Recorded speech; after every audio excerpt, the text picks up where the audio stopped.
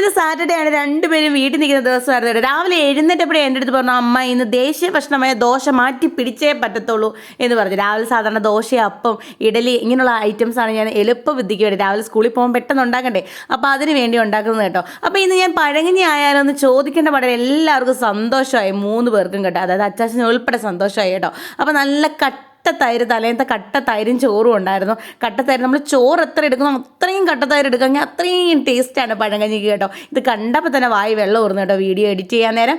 അതുപോലെ തന്നെ നമ്മുടെ വീട്ടിലുണ്ടായ പിന്നെ പച്ചമുളക്, നല്ല ചുമന്നുള്ളി, 3-4 ചുമന്നുള്ളി. ഇപ്പം വീട്ടിലുണ്ടായ പച്ചമുളക് കണ്ടാൽ വലിയ എരിവില്ല കേട്ടോ. അതുപോലെ തന്നെ കാന്താരി മുളക്, ഇതെല്ലാം ഇട്ടൊരു പിടി പിടിക്കുക. എൻ്റെ പൊന്നേ, സ്വർഗം കാണും കേട്ടോ. പിന്നെ നമ്മുടെ അടുത്തായിട്ട് എന്ന് പറഞ്ഞാൽ പുളിഞ്ചിക്ക അച്ചാർ, നമ്മുടെ വീട്ടിൽ തന്നെ ഇട്ട അച്ചാറാണ് കേട്ടോ.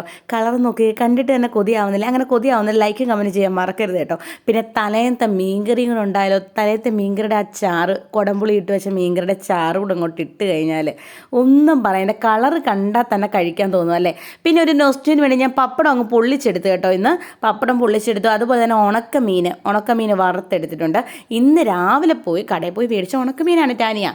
അപ്പോൾ പഴങ്കഞ്ഞിക്ക് ഉണക്കമീൻ നല്ല സൂപ്പർ കോമ്പിനേഷനാണ് കേട്ടോ. അപ്പോൾ ഇനി ഇവരുടെ 2 പേരുടെയും കൂടെ സെറ്റ് ചെയ്യാനുണ്ട് പഴങ്കഞ്ഞി കേട്ടോ. അപ്പം ഞാൻ അച്ചാച്ചനെ സെറ്റ് ചെയ്തു. ഇനി ഇവർക്ക് കൂടെ സെറ്റ് ചെയ്ത് മാത്രം കൊടുത്താൽ പോലും ഇവർക്ക് ഞാൻ ഇളക്കി കൊടുക്കണം കേട്ടോ. ആ ചുമന്നുള്ളിയൊക്കെ ഇട്ട് ഇളക്കി, അമ്മ ഇളക്കി തന്നാലേ ടേസ്റ്റ് ഉള്ളതെന്ന് പറഞ്ഞ് നിൽക്കുക. താഴെ ഒരാളെ എന്നെയും കൂടെ കാണിക്കുക, എടുക്കുക എന്ന് പറഞ്ഞുകൊണ്ട് നിൽപ്പുണ്ട് കേട്ടോ, താഴെ വഴക്കുണ്ടാക്കിക്കൊണ്ട്. അപ്പം ഞാൻ അവരുടെ പഴങ്കഞ്ഞി നല്ല അടിപൊളിയായിട്ട് അങ്ങോട്ട് ഇളക്കി നല്ല പച്ചമുളകൊക്കെ ഇട്ട്, ആ ചുമന്നുള്ളി നമ്മൾ ചതച്ചിട്ട് അത്ര ടേസ്റ്റ് വരില്ല, കൈ കൊണ്ട് തന്നെ ഇങ്ങനെ ഉടച്ചെടുക്കണം കേട്ടോ. ഉടച്ചൊക്കെ ഇട്ട് ആ കാന്താരി മുളകൊക്കെ ഇട്ട് അങ്ങോട്ട് ഇളക്കും. വലിയ എരിവില്ലാത്ത മുളകായോണ്ടോ ഞാൻ ഇതിട്ട് ഇളക്കി കുഞ്ഞുങ്ങൾക്ക് കൊടുക്കുന്നത് കേട്ടോ. വലിയ എരിവില്ല, നമ്മുടെ വീട്ടിലുണ്ടായ പച്ചമുളക് കേട്ടോ.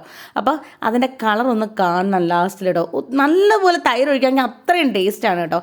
അവർ ഫുള്ളും കഴിക്കും. ഞാൻ പിന്നെ അവന് ഇച്ചൂസിനാണെങ്കിൽ ഇച്ചിരി ഉണക്കമീനും പപ്പടമൊക്കെ ഇട്ട് നന്നായിട്ട് ഇളക്കി കൊടുത്തു കേട്ടോ. അപ്പോൾ പഴങ്കഞ്ഞി ഇഷ്ടമുള്ള ലൈക്കും കമൻറ്റ് ചെയ്യാൻ മറക്കരുതേ.